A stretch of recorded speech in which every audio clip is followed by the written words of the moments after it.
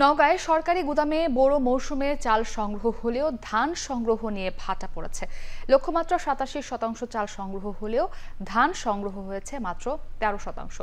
নওগাঁ সদর খাদ্য গুদাম থেকে বিস্তারিত জানিয়েছেন আব্বাস আলী।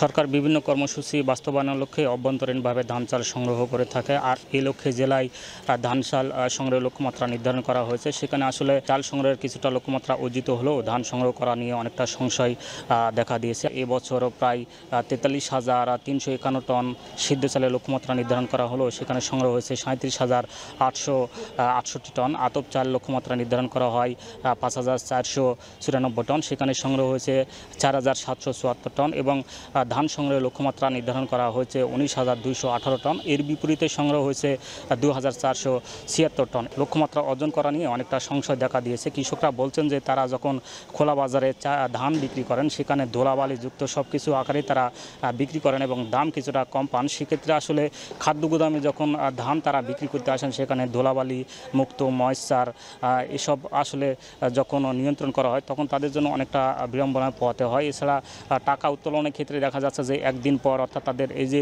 সময় সাপেক্ষ, এই ক্ষেত্রে তাদেরকে অনেকটা দুর্ভোগ পোহাতে হয়। সেই কারণে আসলে তারা খাদ্য গুদামে ধান দিতে অনেকটা অনীহা প্রকাশ করেছেন। ধান এবং চাল সংগ্রহ করা নির্ধারিত সময়ের মধ্যে সম্ভব নয় বলে জানা গেছে। এই ছিল আমার কাছে খাদ্য গুদাম থেকে সবশেষ।